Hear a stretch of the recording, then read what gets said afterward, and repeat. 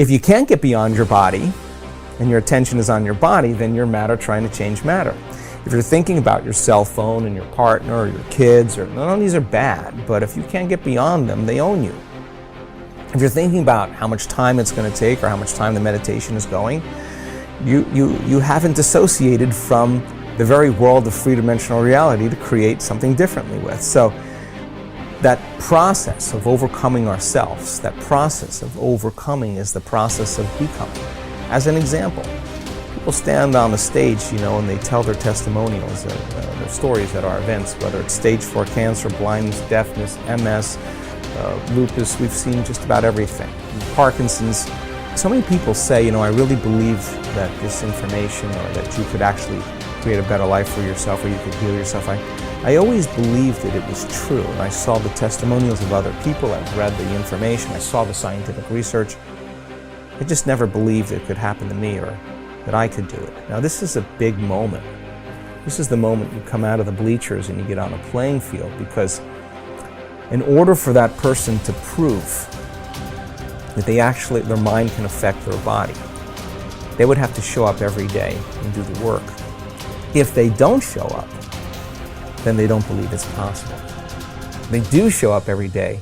They do believe it's possible. And keep showing up every day. After a period of time, you start feeling worthy to receive it. And the universe only gives us what we think we're worthy of receiving. So it's the overcoming process that is the becoming process. People who are sick in this work, I can guarantee you with stage 4 cancer that has metastasized to every organ, every tissue, every bone in their body, and they've gotten the diagnosis and the prognosis, I'm sure there were days where they felt fear.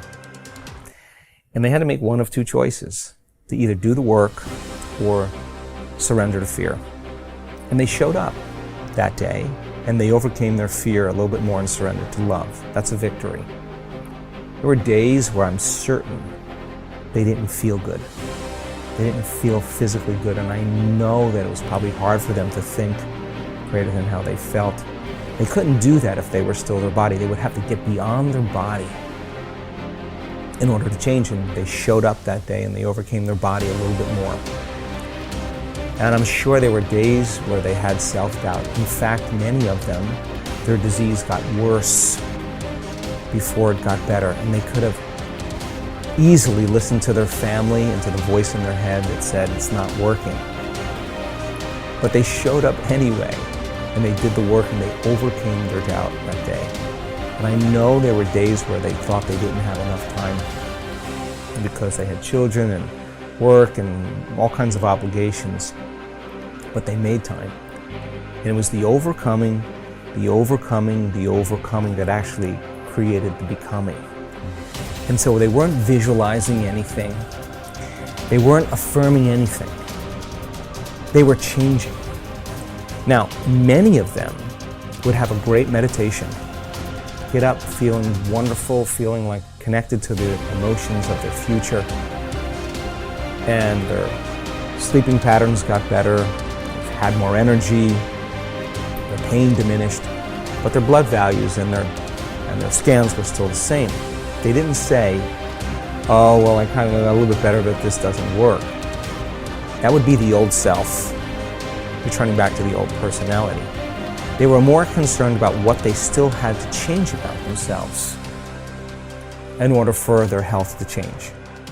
So they realized that many of them, 1 hour of meditation and feeling wonderful, and then spending 15 hours of your remaining day reacting and responding to everyone and everything in your life and believing those thoughts that are just hardwired programs in the brain and acting and behaving like the old self. Genes aren't going to change that way, so all of a sudden now it became practical. I got to get so good at doing this with my eyes closed that I got to do it with my eyes open. Now, this is the big game, because you got to be able to self-regulate. And so what became very practical to them is, now I'm going to rehearse how I'm going to be on the Zoom call. Now I'm going to rehearse how I'm going to be with my children, how I'm going to be with my ex. I'm going to monitor my responses. There's got to be a better way to be. Now the game becomes very real, right? And then they review at the end of the day, when did I fall from grace? When did I lose it? When did I go unconscious? Tomorrow's another lifetime. Tomorrow's when I didn't fail, I just went unconscious. Okay, tomorrow I'm gonna just work on that one thing. So now they're really working on the process of transformation. It's no longer about their health condition. They're not focused on their health condition. They're focused on change, right? And nothing changes in our life until we change. So when you hear those stories and the person has to really overcome their belief that this could work for everybody else, they just never believed it could work for me. When they get really super aware that the game is about change, and they got to get really good at doing it with their eyes open, and they have to monitor their responses to everyone and everything in their life, because if they don't, the response is actually weakening the organism. They got to catch their thoughts, because that thought that they let slip by could actually knock their brain and body out of homeostasis and turn on the stress response. So now the game changes now, and it takes an enormous amount of energy, and it takes an enormous amount of awareness. And it's not easy, and if it was easy, everybody would be doing it. But you ask that person who stands on the stage, that's the 4-minute mile, about their disease. They'll tell you two things. My disease was my greatest teacher. They'll tell you that. And you'll ask them, where's the disease now? Where is it? They'll say, it's in the old person. I'm somebody else. They didn't visualize anything. They didn't affirm anything. They just kept practicing overcoming. And it's the overcoming process that actually affects the becoming process. What determines the difference in human actions? Throughout my life, I have passionately sought the answer to these questions. One thing is clear to me. Human beings are not random creatures. Everything we do for a reason. We may not be aware of the reason consciously, but there is undoubtedly a single driving force behind all human behavior. This force impacts every facet of our lives, from our relationships and finances to our bodies and brains. What is this force that is controlling you even now and will continue to do so for the rest of your life? Pain and pleasure. Everything you and I do, we do either out of our need to avoid pain or our desire to gain pleasure. So often, I hear people talk about changes they want to make in their lives, but they can't get themselves to follow through. They feel frustrated, overwhelmed, even angry with themselves because they know they need to take action, but they can't get themselves to do it. There is one elementary reason. They keep trying to change their behavior, which is the effect, instead of dealing with the cause behind it. Understanding and utilizing the forces of pain and pleasure will allow you once and for all to create the lasting changes and improvements you desire for yourself and those you care about.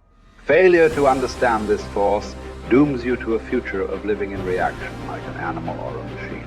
Perhaps this sounds like a complete oversimplification, but think about it. Why don't you do some of the things you know you should do? After all, what is procrastination? It's when you know you should do something, but you still don't do it. Why not? The answer is simple. At some level, you believe that taking action in this moment would be more painful than just putting it off. Yet, have you ever had the experience of putting something off for so long that suddenly you felt pressure to just do it, to get it done? What happened? You changed what you linked pain and pleasure to. Suddenly not taking action became more painful than putting it off. A man who suffers before is necessary, suffers more than is necessary. What keeps you from approaching that man or woman of your dreams? What keeps you from starting that new business you've been planning for years? Why do you keep putting off that diet? Why do you avoid completing your thesis? Why haven't you taken control of your financial investment portfolio? What prevents you from doing whatever it takes to make your life exactly as you've imagined it? Even though you know that all these actions would benefit you, that they could definitely bring pleasure to your life, you fail to act simply because in that moment you associate more pain to doing what's necessary than missing the opportunity. After all, what if you approached that person and they rejected you? What if you tried to start that new business but failed and lost the security you have in your present job? What if you started a diet and went through the pain of starving yourself, only to gain the weight back eventually anyway? What if you made an investment and lost your money? So why even try? For most people, the fear of loss is much greater than the desire for gain, which would drive you more. Keeping someone from stealing the $100,000 you've earned over the last 5 years, or the potential of earning $100,000 in the next 5. The fact is that most people would work much harder to hang on to what they have than they would to take the risks necessary to get what they really want from their lives. The secret of success is learning how to use pain and pleasure instead of having pain and pleasure use you. If you do that, you're in control of your life. If you don't, life controls you. If we link massive pain to any behavior or emotional pattern, we will avoid indulging in it at all costs. We can use this understanding to harness the force of pain and pleasure to change virtually anything in our lives, from a pattern of procrastinating to drug use. How do we do this? Let's say, for example, you want to keep your children off drugs. The time to reach them is before they experiment and before someone else teaches them the false association that drugs equal pleasure. My wife and I decided that the most powerful way to make sure our kids would never use drugs was to cause them to link massive pain to drugs. We knew that unless we taught them what drugs were really about, someone else might convince them that drugs were a useful way of escaping pain. If we fail to direct our own associations to pain and pleasure, we're living no better than animals or machines, continually reacting to our environment, allowing whatever comes up next to determine the direction and quality of our lives. Our behavior, both conscious and unconscious, has been rigged by pain and pleasure from so many sources. Childhood peers, moms and dads, teachers, coaches, movie and television heroes, and the list goes on. You may or may not know precisely when programming and conditioning occurred. It might have been something someone said, an incident at school, an award-winning sports event, an embarrassing moment, straight as on your report card, or maybe failing grades. All of these contributed to who you are today. I cannot emphasize strongly enough that what you link pain and pleasure to will shape your destiny.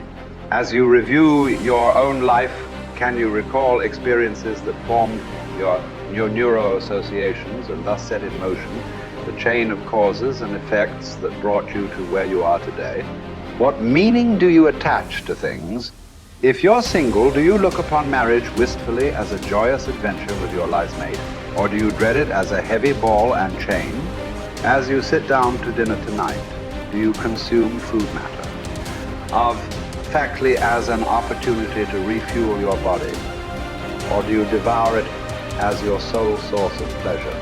Men, as well as women, are much oftener led by their hearts than by their understandings. Though we'd like to deny it, the fact remains that what drives our behavior is instinctive reaction to pain and pleasure, not intellectual calculation. Intellectually, we may believe that eating chocolate is bad for us, but we'll still reach for it. Why?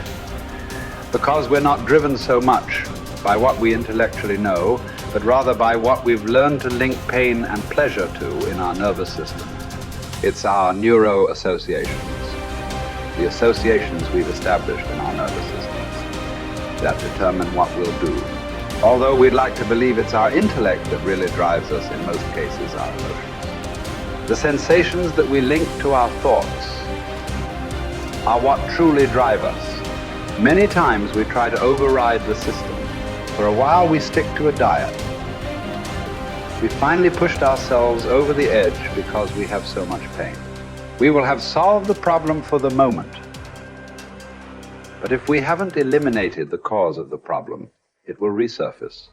Ultimately, in order for a change to last, we must link pain to our old behavior and pleasure to our new behavior and condition it until it's consistent.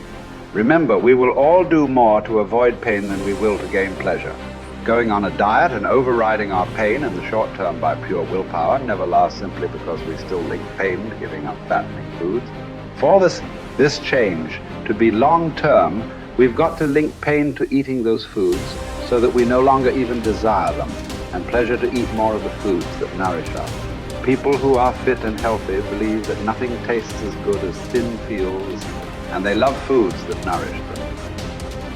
In fact, they often link pleasure to pushing the plate away with food still on it. It symbolizes to them that they're in control of their lives.